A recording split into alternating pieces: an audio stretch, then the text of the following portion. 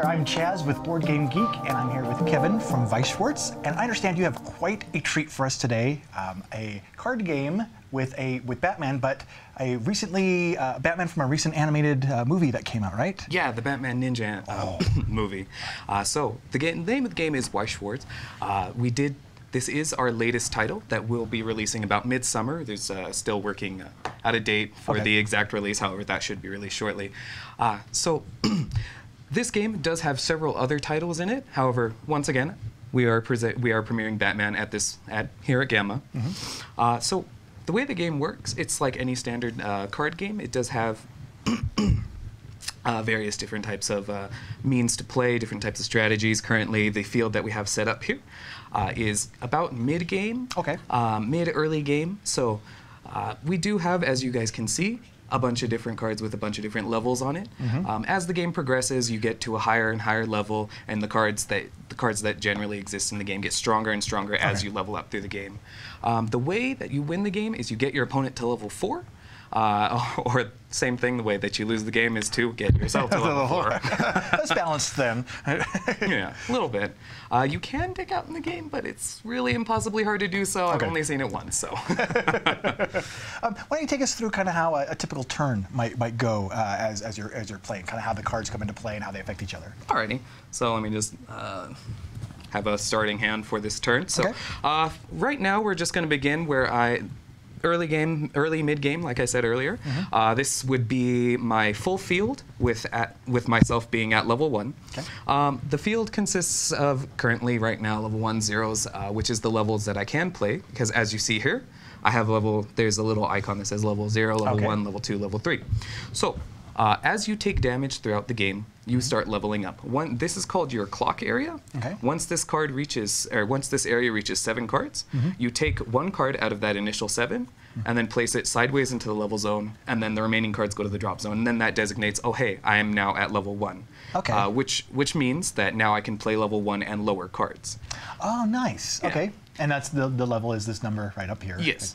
And then as you can see, there are also different colors, such as the blue and the red here. So that does come into play once you start getting into the higher levels of the game. It does not apply for level 0s. Level 0s kind of have like that kind of advantage where they don't have to follow by the color. And what I mean by that is, you have to have a card of that color in either your level zone or your clock in order to play it once you get, as I said, to level 1 and higher. So it does change. It does kind of you need to strategize how you're going to progress through the game, especially since there are 4 colors in this game, and then right now, but we only have the 2, so in Batman right now. Well, so let me get this straight, because so you have the cards that are certain powers, and I'm imagining the higher level cards are more powerful. Of course. But you can only play those depending on what level you're up to. But this is also kind of your hit points then? Is this the level where if you get to level 4, you're dead? Yes. So to play the better cards, you actually have to kind of start taking more damage and get closer to lose? Yes. That's fantastic. I mean, you know, high risk, high reward, right? Exactly. So there are ways too that you can jump levels in terms of your like, say this is level 3, right? There are some effects that you can maybe play it at level 1 or 2. Of course, that also comes with a higher cost and a higher risk, but it's not unheard of. So. Nice. But the way the turn progresses, so I've drawn, so let me just draw phase.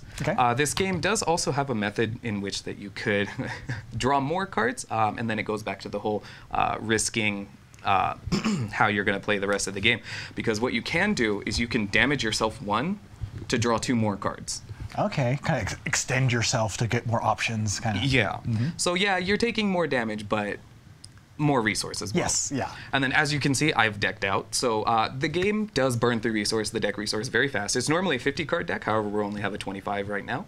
The way that you kind of get everything back is, once you deck out, you take the cards that are in your waiting room, reshuffle, becomes your new deck, but then you are forced to take 1 damage. Okay, so that's cycling that kind of causes the damage. Yeah. Okay. So again, you know, the more you go through your deck, the more risk you run of damaging yourself, getting to higher levels. But you can also move that into your strategy.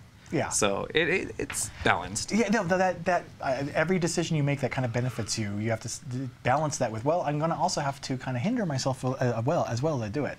And that kind of back and forth, just with each player, is really neat. Yeah, and it's also another important thing about the game is it's very manipulative.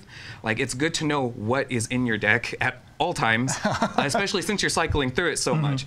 These cards, these are called GAMA cards. They're very important for either different types of effects. When you play them on the field, they could apply an extra, give all of your characters the ability to deal extra damage, or if you trigger them off the deck when you attack, it could do X effect, like draw a card, increase damage, return a character from your waiting room to your hand.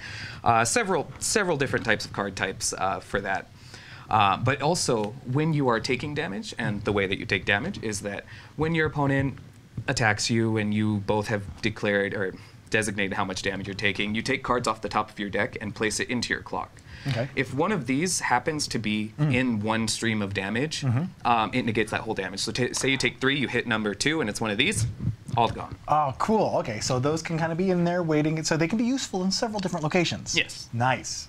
Now, you mentioned, when did you say that this was scheduled for release?